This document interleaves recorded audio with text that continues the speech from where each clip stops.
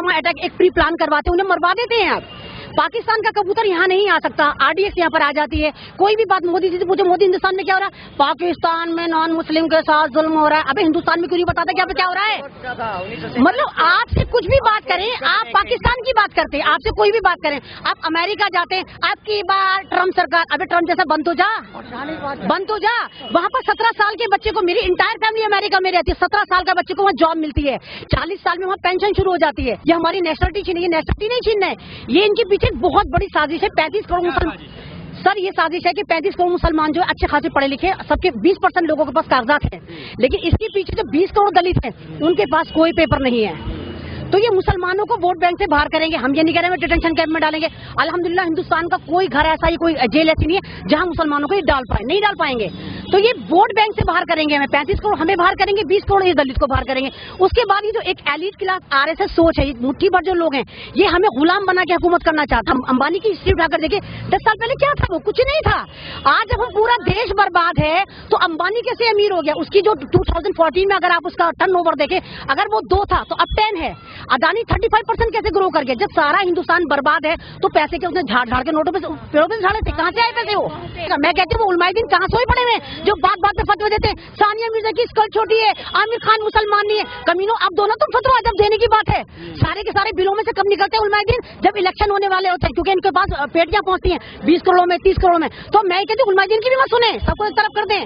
ये हमारे कौमी लीडर भी नाराज है, सब नाराज है भाई। इन्होंने करा क्या है? इन्होंने हमें बेच के ऊपर तक चले गए। हमारे मस्जिद के जो इमाम होते हैं वो हमारे आइडल होते हैं। तो हम जो मतलब हमारी तरह तो होंगे। ये इतनी रॉयल लाइफ है, पेट्रोल पंप इनके हैं, बुखारा के इनके पब चल रहे हैं। आप बुखारा को उठा के देखिए, सारे शराब खाने खोल के बैठा हुआ है अब्दुल्ला अहमद बुखारी। तो कहाँ का मौलवी है फिर ये? इसे जामा मस्जिद को पूरा एक पिकनिक स्पॉट बना दिया, वहाँ पे जाके देखिए लब्बड़ आते हैं सारे वहाँ पर। भैया ज्यादातर हैं। आपने जामा मस्जिद को एक पिकनिक स्पॉट बना दिया है, फिर आप बाबरी मस्जिद को कहते हैं। तो भैया जब मस्जिदों का हाल तुम ऐसे करोगे तो मस्जिद तो शहीद होंगी। जब तुम जो मस्जिद है उनकी तो रखवाली कर लो, तो वहाँ नमाज पढ़ने तुम नहीं देते हो। हालत खस्ता करेगी तुमने जामा मस्जिद की, सिर्फ पैसे खाए जा रहे हो। तो इस तरह नहीं होगा। अब 132 करोड़ जो हिंदुस्तान जाग गया है, जो 70 साल से सोया पड़ा था। कोई भी वैक्सीनेशन मोदी जी आप लेकर आइए, हम नहीं सोएंगे। लोग कहते हैं मोदी जी सोते नहीं, तो मैं कहती हूँ मोदी जी आप सो जाइए, हम जाग गए। अब हम कह रहे हैं कि जी वो आरएसएस के दल्ले थे, आरएसएस वाले थे। आप उनका इतिहास उठाकर देखें, वो सारे मिडिल क्लास हैं, यानी कि यहाँ पर भी दलितों को यूज कर रहे हैं। वो वहाँ पे कोई जितने भी वो हमला कर रहे हैं, कोई एलिट क्लास का तो नहीं है, कोई जनरल कैटेगरी का तो नहीं है, सारे के सारे वो पुअर लोग हैं जिनको पैसों में, यानी कि आप तो डबल फायदा उठा रहे हैं। आप दलितों को बाहर करने के लिए दलितों को ही यूज कर रहे हैं। वो जितने भी एबीवीपी के गुंडे हैं सारे लोअर क्लास ही हैं। कोई ऐसा थोड़ी है कि कोई एलिट क्लास बहुत हायर एजुकेटेड है। तो ये तो बहुत जबरदस्त एक स्ट्रेटेजी प्लान है 2024 के लिए।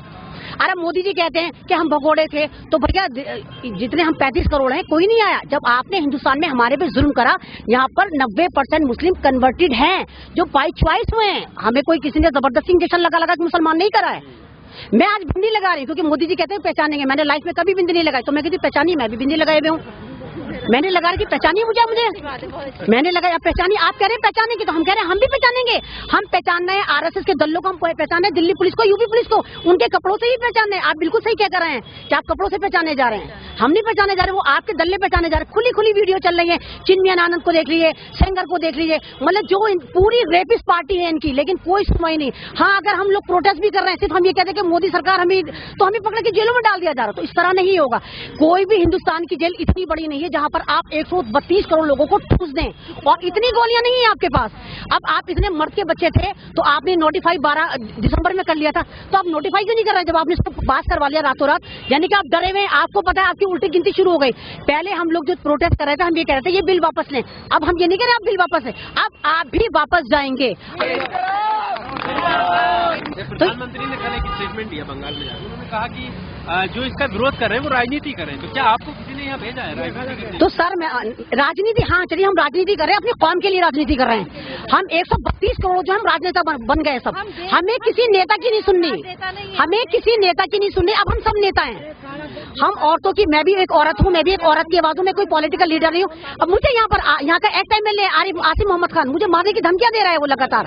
आज क्योंकि मैंने सबको बताया यहाँ पर कि आरिफ मोहम्मद खान उसका सगा भाई है, लेकिन वो मानने को तैयार नहीं। जब उसने 2 गधे निकाले यहाँ पर, एक पे शाह को बिठाया, एक पे मोदी को बिठाया, तो मैंने कौन सा गलत कह दिया अपने रिश्ते से? तीसरा गधा और निकाला तो उसको अपने भाई को भी बिठाता ना। तो क्या 3 तलाक, हम तो मस्जिद में 3 तलाकें खेल रहे थे, उसने क्या करा? उसके भाई ने नोटिफाई करके वहाँ भीख में वो गवर्नर बन के बैठ गया। तो वो बताए कि उसने गद्दारी करी है हमारे साथ, क्यों नहीं बता रहा है? मैं जहाँ जाती हूँ, मेरा स्टेज खत्म करवा दिया। मैं मकबरे में बोलती थी, मैं डे फर्स्ट से यहाँ पर हूँ, मेरे पुलिस ने भी लाठी हमारी, मेरी टांग पे भी लगी हुई है, मैं डे फर्स्ट से यहाँ पर बनी हुई हूँ, और मैं किसी के बाप से नहीं डरती।